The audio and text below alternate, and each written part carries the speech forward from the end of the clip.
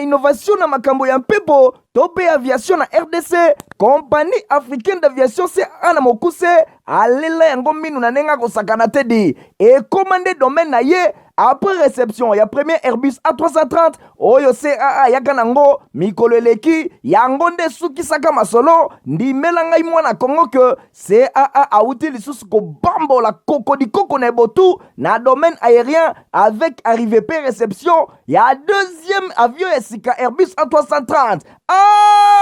Airbus A330 deuxième frappe yango yo ya mokwake na mapate RDC ya boyebondi melangai ke mon côté na terrain po ezala nanu te ekomi lelo ntimba na nzuzi veut dire mapasa Airbus A330 ba avion ya mokwake ya liboso yaka yango yo bozwa lix eza nango neti soki omati okita na ote po confort nango eza na ba angle nyonso kobanda na bakiti na couloir na first class na classe économique et bongo bozo ya mibale yango yo nyonso eza na excellence pe noblesse moko hors pair boyeba pe bosimba ke Airbus A330 eza ba marque ba avion oyo bomodaka na international ba compagnie aérienne de renom pe crédible nde basalelaka yango bokokuta yango na bamboka lokola Allemagne veut dire na Machaft pe ba pays européen ebele kutu batu ya baaffaire pe mingi ya minene na monde mingi basalelaka yango po na kitoko pe bopeto na luxe na yango surtout mécanisme ya sécurité eza nango chaque siège ndenge kaka boza komona eza na mwa mini télé oyo kotalela bafilme ennui, fatigue, okotikala koyoka yango te USB na pointe pour na chargement ba téléphone tope ba utilité mosusu Airbus A330 ya mibale ya CAA ekomi eza na deux classes first class pour na bino ba grand monsieur na ba grande dame pe ba personnalité misusu ebele avec 36 sièges classe économique pe ezali po na bino bosalaka baaffaire pe bato nyonso ba amoureux ba voyage avec 267 sièges mokoka sala voyage dans ba meilleures conditions ndenge nanu ezala te avec Airbus A330 ya mibale ya CAA avion ya sika oyo euti kokoma ekwei deja na mabele timba na nzuzi lelo mibale moko te na Congo bana Congo pe bapaya basepeli oui CAA mfumu na ba innovation deuxième avion Airbus A330 yango ekomi bon kena mabota na bino tebe te bozaka ebele libosa ba poste téléviseur na bino pona kolanda info lingala journal ya pepe pona pepe to kofunga basango na biso président ya Sénat na ya Assemblée nationale bakutana ki pona kosolo na o etel ba préparatif ya dernière session ya mandature héritier Mapinde reportage Christophe Mbosso Nkudi-Mpwanga, président de l'Assemblée nationale, et Longona Modeste Batilukwebo, président du Sénat, balobelaki mingi makambo etali, session Oyo ezali kobonga makalate pour le mois de septembre, ezali bongo session moko ya suka pour la mandature na bango, bosimba ke journée yango ezalaki journée vraiment ya masolo et pas wapi ba personnalité politique ba salaki évaluation à mi-parcours ya ba vacances parlementaires puis ba préparatif ya dernière session na suka masolo na bango ya mulai ndenge ba sololaki Modeste Batilukwebo alobi aye komona ene na ye président de l'Assemblée nationale pour na ko aborder ba question oyo ezali essentiel ba salaki évaluation à mi-parcours ya ba vacances parlementaires puis le sous ndenge ni ko préparer dernière session ya mandature et kozala bongo ya suka avant ba na kokene na élection donc ba koki kotika makambo na suspense ndengwana te et sengeli ba na ko tia makambo nyonso clair ba lobela ki pe tenir ba 9e édition ya ba jeu ya francophonie oyo et s'invita ki na débat Modeste Batilukwebo a fait féliciter na succès oyo et monani na organisation oyo République démocratique du Congo a salisi ba uti ko vivre selon ye événement moko international ya makasi ezali bongo francophonie ye amonique République démocratique du Congo a sali makambo na ndenge ya malamu avec maîtrise occasion ezalaki pe pour na numéro 1 ya chambre haute ya parlement baeba na kolobela ba question ya est ya mboka ba profitaki na occasion pour na ko rappeler situation sécuritaire ya est oyo ezali kotinda ba congolais nyonso baeba na kotala yango balobi ke epai ya Assemblée nationale pe pa ya Sénat question oyo ezali kozonga tango nyonso na minoko ya bato pour na likambo etali kimia pe sécurité ba pensaki lisusu na makambo etali processus électoral contrairement na oyo bato mosusu babande koloba kasi bomoni processus ezali ko avancer bien ezali occasion pour na ko inviter bato nyonso bakota na compétition pour na ko participer na ba élection pour na oyo etali ville ya Bukavu Bati Lukwebo a rappelé que ezali fief naturel na ye lelo akali kokende na chela kasi ya kozala tango nyonso akoyamba malamu même na badolite akokende akoyamba matango nyonso malamu. Donc bango bazali ko travailler pour na koleka ko former bato bayeba na kozala na ndenge ya malamu congolais nyonso azala à l'aise esika nyonso ye akose retrouver na ngambo na ye. Christophe Mboso atelisi ke union sacrée ezali kotambola na ndenge ya malamu kasi o elekaki na sortie officielle na ye bomonaki bato ndenge bazalaki ebe na stade ezali preuve ke union sacrée ezali kotambola na ndenge ya malamu mpona makambo etali soki bakozala na manière ya FCC a réagir alobi boye ezali bongo différent ndenge FCC ezalaki boye union sacrée ezali ndenge wana te structure na structure eza na ndenge na yango ezali bongo kotambusa makambo na yango ndenge Christophe Mboso asokisaki koloba. Na primature esengeli tebo simba premier ministre Jean-Michel Sama Lukonde ayambaki jeudi 10 août na primature délégation japonaise oyo bakutanaki epai ya Nishimuro Yashitoshi oyo azali ministre économique commerce pe industrie accompagné na ambassadeur ya Japon na RDC monsieur Minami Ero Nadine Asona reportage. Délégation Oyo bayaki kokutana na chef ya gouvernement congolais Jean-Michel Sama Lukonde Kenge po ete ba se rassurer pour na accompagnement na bango na République démocratique du Congo na Oyo etali développement na secteur minier et na secteur minier pe économique na RDC liboso ya bapandi sango Nishimura Yasutoshi a expliqué importance ya bokutani Oyo epai wapi atali sindenge République démocratique du Congo eza très riche na ressources naturelles denge kaka boyebi eza la population ya près de 100 millions d'habitants boyebi ke ezali fort na potentiel ya croissance pe Japon azo souhaité ko renforcer coopération entre bamboka o mibale kutu année passée bayambaka madame la ministre ya mine Antoinette Samba kuna na Japon po ete ba élargir champ ya coopération na bango na domaine minier boasignaka déclaration conjointe penasima ba organisaka conférence minière kuna na Japon ezali na contexte wanande baye awa ko élargir davantage coopération yango. Jack Meng pe ministère congolais ya bamine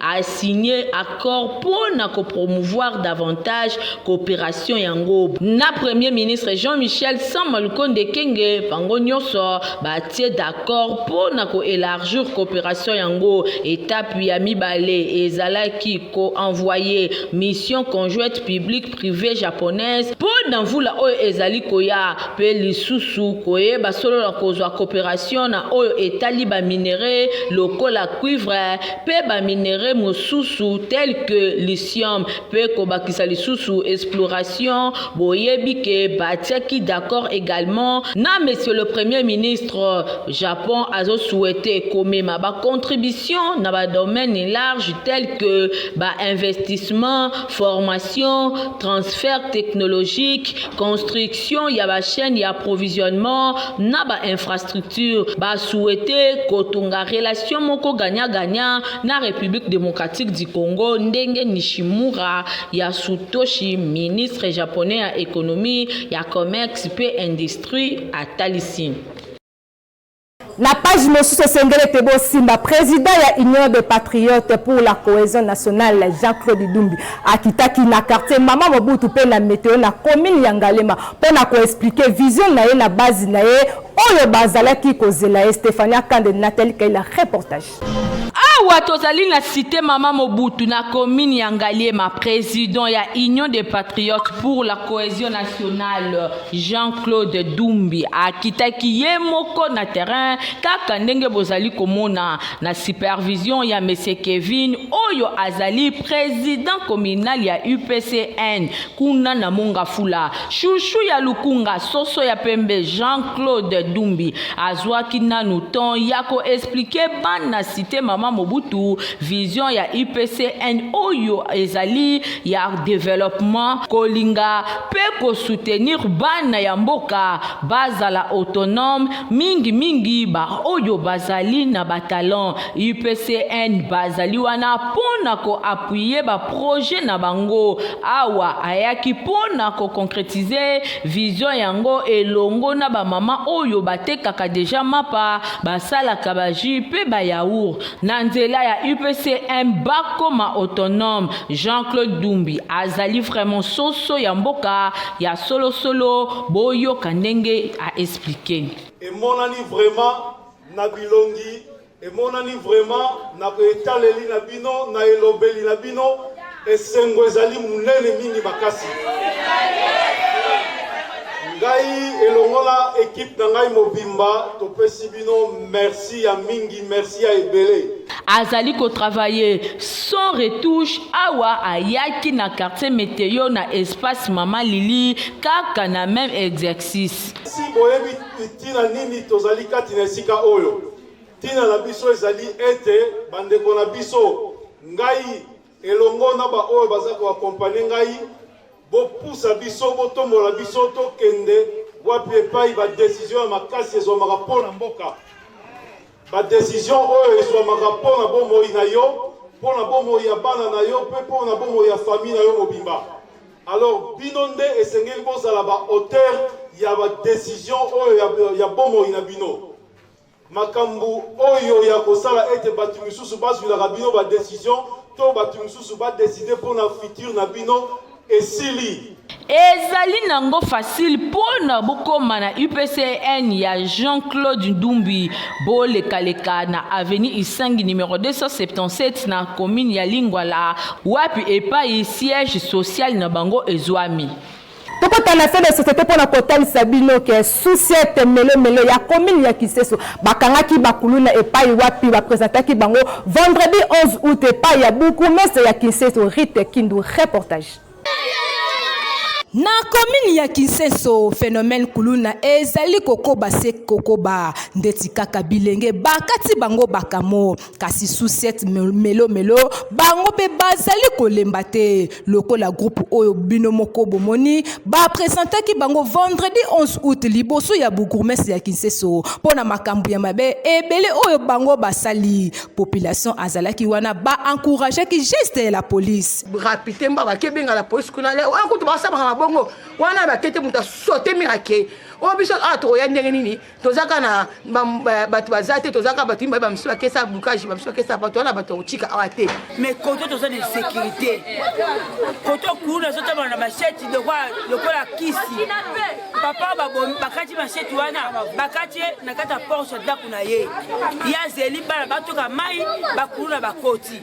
to ebite soki bazala complicité na bakulu na bo baraka biso bo bango bakota bondo ki ko tangisa makila tozoyi bate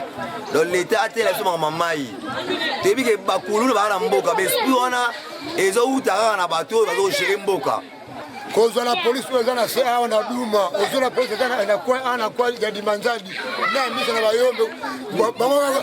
so mwe mutu anzela ko kanga ko boto leza na moyo ko kanga kuna tarebu na makashaki ju mibi to bae ko utazana na passe ya suka wana bosimba ke mikolo eleki groupe mususu bakata ki maître avocat machette bango pe bakanga maki kaka ndenge bozali komona ngana utaki kop na tela kokoti nazana oya na vini kuna kinda na ba 18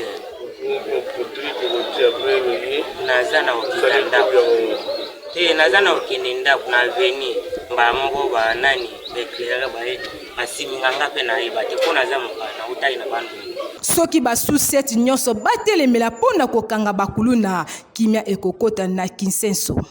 Totikala kaka na fait de société pour la Kotal Sabino qui accident moko et salemaki vendredi 11 août na route de la paix na commune ya Matete wapi epai ya mutuka ya 3 pina et kati mama lokolo bolanda ba détail nango na Rite Kindu. Matoi mangongi ya bakumbi 3 pine ezali lisusu likambo ya kolobela te botala bino moko na avenue de la paix na commune ya Matete mama moko akatani lokolo à cause ya excès de vitesse tosengi na bakumbi ya 3 pine babongisa ekumbeli na bango po ete makama ya boye esalema lisusu te, surtout na route de la paix ezalaka pasi pe mawa même mpo na bakumbi moto. Awa na de la paix loi ezalaka te, tala oyo ekomeli mama ya batu ezali malamu te, kowelela eza na ntina te. CAA teli ba client na Airbus A320 pour na ba voyage na ba condition kitoko.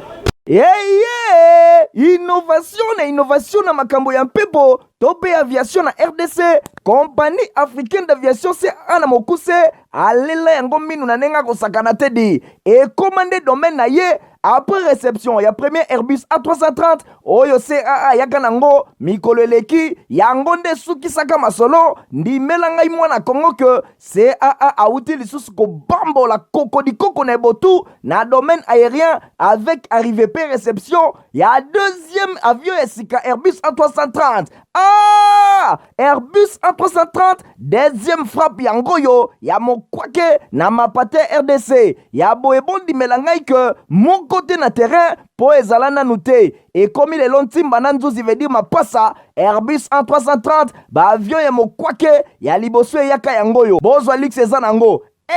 neti soki o matio kitana ote po confort nango eza na ba angle nyonso kobanda na bakiti na couloir na first class na classe économique et bongo bozwa mibale yangoyo nyonso eza na excellence pe noblesse moko hors pair boye bape bosimba ke Airbus A330 eza ba marque ba avion oyo bomodaka na international ba compagnie aérienne de renom pe crédible nde basalelaka yango bokokuta yango na bamboka lokola Allemagne veut dire na Machaft pe ba pays européen ebele kutu batu ya baaffaire pe mingi ya minene na monde mingi basalelaka yango po na kitoko pe bopeto na luxe na yango surtout mécanisme ya sécurité eza nango chaque siège ndenge kaka boza komona eza na mwa mini télé oyo kotalela bafilme ennui, fatigue, okotika la koyoka yango te USB na pointe pour na chargement ba téléphone tope ba utilité mosusu Airbus A330 ya mibale ya CAA et komie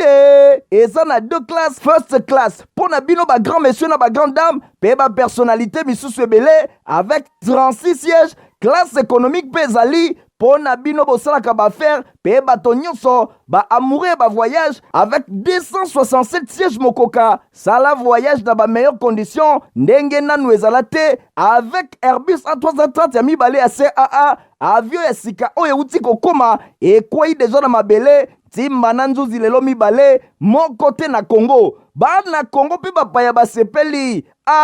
oui CAA mfumu na ba innovation deuxième avion Airbus A330 yango ekomi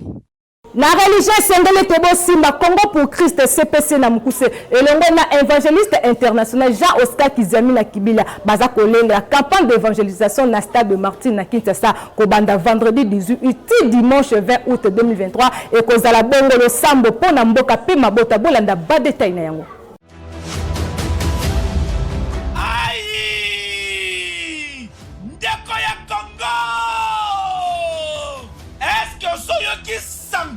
Ya CPC 2023 Congo pour Christ avec l'évangéliste international Kizamina Kibila Jean-Oscar, l'homme de Dieu, l'homme de feu. Yoka CPC 2023 grande campagne d'évangélisation et de guérison miracle. Kangadat Malam du vendredi 18 au dimanche 20 août 2023 à partir à 12h Ngenga dans le stade de Martyr. Et c'est le seul rendez-vous. Il y a prière pour la mboka, et prière pour la famille. Blocage, stérilité, paralysie, malade et oumeli. L'évangéliste international Kizamina Kibila, Jean-Oscar Alobi, si ton Dieu est mort, et c'est le mien pendant 3 jours à CPC 2023 dans le stade des martyrs. Kobo Sanate, conférence des ministres, des serviteurs et servantes de l'Éternel du 15 au 17 août 2023 dans le quartier général. Il y a ministère la puissance du nom de Jésus-Christ. Oyo et Zoami, na croisement Capella et chaussée de Guimoueza numéro 8, quartier Yolo Sud, commune à Kalamou, référence Maître Toro. Ah, bon à CPC 2023, Ghana Zangate. Kini Wifine ezali internet qui est disponible 24/24 pour la bas détail.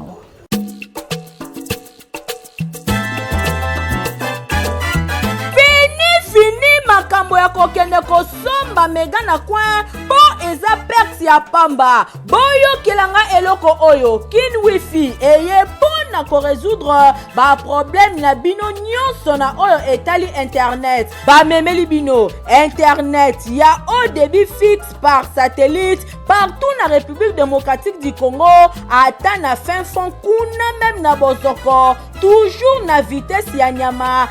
na 50 mégabytes par seconde. Bakisa likolo nango bonus data la nuit ya 150 p 300 giga de 22h à 6h. Bobo solo la kitoko bo travailler nelengi pe o télécharger biloko nyonso oyo zanango posa na ba entreprise bar restaurant, hôtel, église, même na wenze, bon partager connexion à ta quartier mobimba, pour kin wifi, internet assuré, vitesse et kuba, yango et katana kate, toujours intact. Boka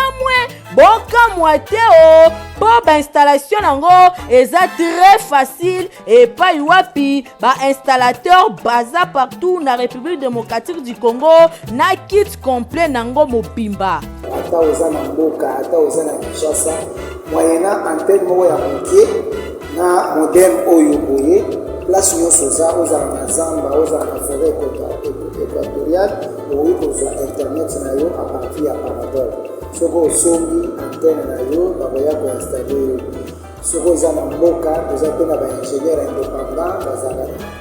na disposition na biso mpona koinstalle antenne. Koutakin wifi na rond-point Forestcom na kati ya immeuble la Brousse na commune ya Gombe oza mobimba stribi. Olingaka basapata kitoko sike za sema kwa na 7e mairie limité na petit boulevard na place commerciale le paiwa papa griffe azo sala basapata kitoko ndenge héritier mapindem la Igor Ting batalisi yango. Papa sinangai eutako apio olingaka basapatu kitoko olingaka mokoto ya malonga oyo ekobimisa yo propre liboso ya bato nyonso esika eza se moko na 7e rue na commune ya Limete na place commerciale na petit boulevard tala malamu yeyo collègue ya bato nyonso basalaka basapatu minene na mikili ya poto basapatu ya kitoko oyo bino boyebi yeyo ye moko ayebi mosala na ndenge akosakana te bato nyonso bayebi collègue ya Jimmy Weston azali kosala koto na ndenge ya kosakana te nayebi ke chef de l'état Fachi Beton oyebi nga na kombo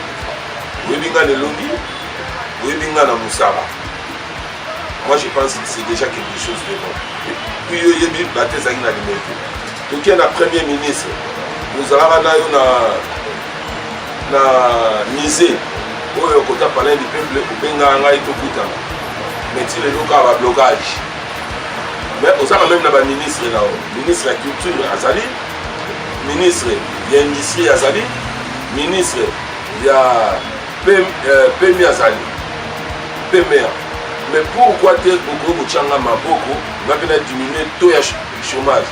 Pour nous les hommes, par contre, nous n'avons pas Patrice pour diminuer le taux pour encadrer jeunesse, pour transformer Bango, si on est pour ça la sapate. Est-ce que Azali a besoin de ça pour nous? Je ne pense pas. Automatiquement, à Oluka, Azala, responsable pour qu'il y ait des familles. Mais pourquoi? Naza été dit pourquoi? Dans ce cas-là, on a fait dans la Gentini Mobila. Adjoint Naé, ils allaient chez Goko Moulumba, fils gouverneur Gentini Mobila. Nous avons même bonne foi. Alors, Ngamouwa, mais Bangati n'est pas chef de l'État. Il n'a pas essayé mon compte. Il a dit que ma politique, peut moi, ma caméra. Mais il fait qu'il bonne foi. Autorité moi je pense que nous sommes effort et ça devoir dans le on a devoir dans la salle ceux qui étaient dans la 7e rue place commerciale na Petit Boulevard, place d'artiste, on a peu monsieur au monde en bassard d'Adour à Kekele, pour le monde à la présence de la salle. Nous avons bien organisé. Nous avons des candidats, nous avons l'État, le but de soutenir Yango, on a mis ici. Mais, il faut soutenir un gars. Bon, je comprends, tant que client ne soit pas d'accord,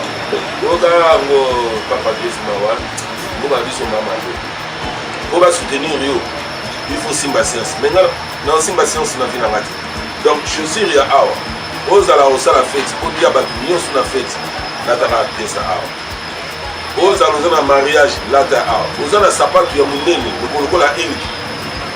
Yaka na odimina ngo koma ngwa ye moro, ko kokawe. Aux ala o ngwa ye moro, ngwe koma boli le kola il, yaka na sala. Na sala réparation, na sala fabrication. Donc na yebi usala comme il se doit. Ota ki batte ça.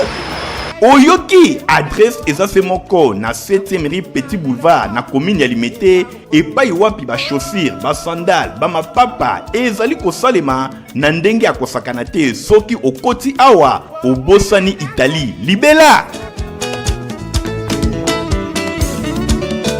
Toza la communauté nécrologique bolanda l'article na yango na Nathalie Kaila. Famille Mbongo, Cyril Balakana Bapiembo, Junior, Eder, Platini, Diego, Nana, Tigana, Babel, Joss, Glody, Beni, P. Enoch Balakana, Bazana Makoebisa, Nabaninga, P. Baebani Nabango, Liwaya, Mwana, Mwasi, P. Mama Nabango, Nakombo ya Mbongo, Marie-José. Ye azalaki fonctionnaire ya l'État na service personnel ya santé na clinique Ngaliema pe fidèle na église CFMC ya Mama Olangi. Mama José Mbongo ye akufaki depuis le 2 août na Brazzaville na Potopoto. Nzoto Amoe ekomaki bongo na ville province ya Kinshasa mokolo ya mardi 9 août 2023. Programme ya matanga ezaboye. Jeudi 17 août 2023, veillée mortuaire ekosalema na salle Elisao na 10e rue Limete sur Petit Boulevard. Bongo mokola vendredi 18 août 2023, Nzoto Amoe ekobima bongo na morte ya clinique Ngaliema. Enterrement ekosalema na cimetière ya Nécropole 1 entre terre et ciel na commune ya Ntsele. Après bain de consolation ekosalema toujours na 10e rue na salle Elisao kuna na commune ya Limete. Tika ete sango oyo ekomela bato nyonso bayebi famille Balakana pe Mama José Mbongo.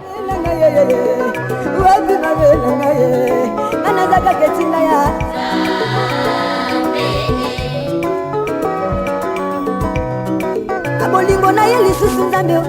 ayekoti na mwana na ye Yesu alobi boyo bakolima Yesu akozwa bombe. Place na info ya ba journaux elongo na héritier Mapilemi.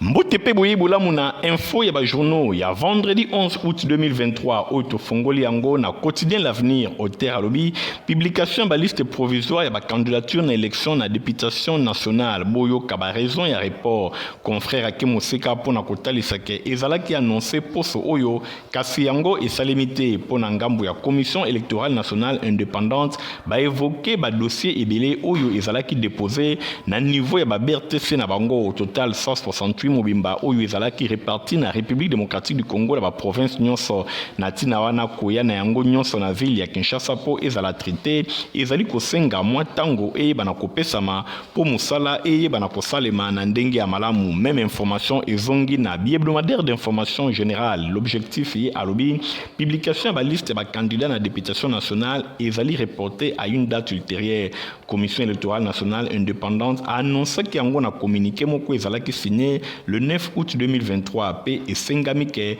ba candidat nyonso oyo ba déposaki ba candidature na bango bazala patient kala mingi te nde ba koyeba ba candidature oyo ezali déclaré recevable pe mususu ezali déclaré non recevable. Le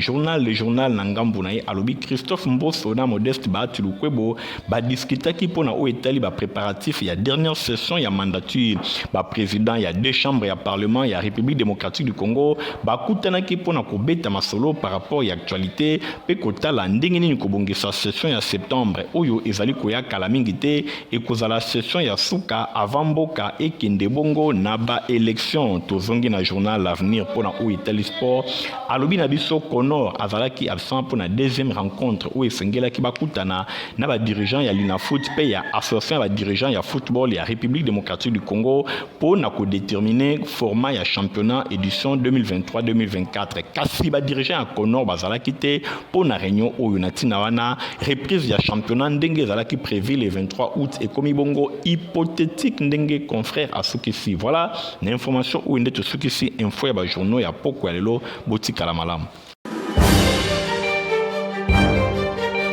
Bozalaki ebele liboso ba poste téléviseur na bino pona kolanda info lingala journal ya pepe pona pepe soki bosepelaki nango bopesa merci mingi na Igor Ntingi ozalaki bongo na sima ya caméra concours rédactionnel esimbamaki na Riti Kindu montage esimbamaki na Fabrice Lundomi pe Christian Kengebin info lingala ezalaka supervisé et pa ya héritier mapinde mingana bino tokutani mikolo ezali koya au revoir.